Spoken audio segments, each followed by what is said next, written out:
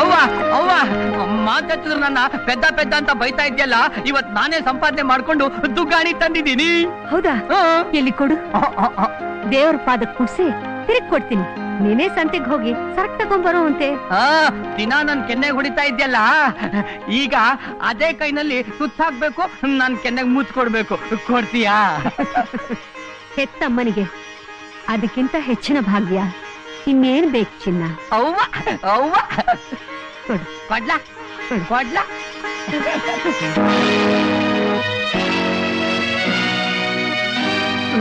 ಕಷ್ಟಪಟ್ಟು ಎತ್ತದ ಬಾವಿಯಿಂದ ನೀರೆತ್ತಿದ್ದೆ, ನಂಜುಂಡಪ್ಪ ಸುಗ್ಗಾಣಿ ಕೊಟ್ಟಿದ್ದ. ಅವ್ವ ದರಿದ್ರ ಮುಂಡೆದೆ, ನಡಿ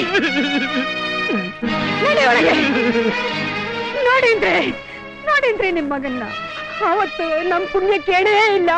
ನಂದೇಶನ್ ಪ್ರಸಾದ ತಿನ್ನು ಪ್ರಚಂಡ ಮಗ ಹುಡ್ತಾನೆ ಅಂದ್ರಿ. ಇವನು ಹುಡ್ದ ನಿಮಗ್ ಪಾರ್ಶ್ವವಾಗಿ ಬಡಿತ್ತು. ನಮ್ಮನೆಗೆ ದರಿದ್ರ ಬಂದು ಬಿಡಿತ್ತು. ನಾನೇನ್ ಸುಳ್ಳು ಹೇಳ್ತಾ ಇಲ್ಲ ಅವ. ಕಬ್ಬನ ಗದ್ದೆಯಿಂದ ಮನೆ ತನಕ ದುಗ್ಗಾಣಿನ ಕೈನಲ್ಲೇ ಇಟ್ಕೊಂಡ್ ಬಂದಿದ್ದೀನಿ.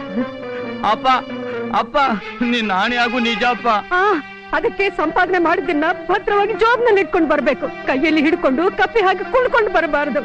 ಅದಕ್ಕೆ ಕೊಡ ಎಲ್ಲ ನಿನ್ನ ಪೆದ್ದ ಪೆದ್ದ ಪೆದ್ದ ಅನ್ನೋದು. ಅಪ್ಪ ಅಮ್ಮ ಹೇಳ್ದಾಗೆ ಇನ್ನೊಂದ್ಸಲ ಭದ್ರವಾಗಿ ಜೇಬಲ್ಲೇ ಇಟ್ಕೊಂಡ್ ಬರ್ತೀನಪ್ಪ. ಅಪ್ಪ ಅಪ್ಪ ಕಪ್ಪಿ ಹಾಕಿ ಕುಣ್ಕೊಂಡ್ ಬರಲ್ಲ ಅಪ್ಪ.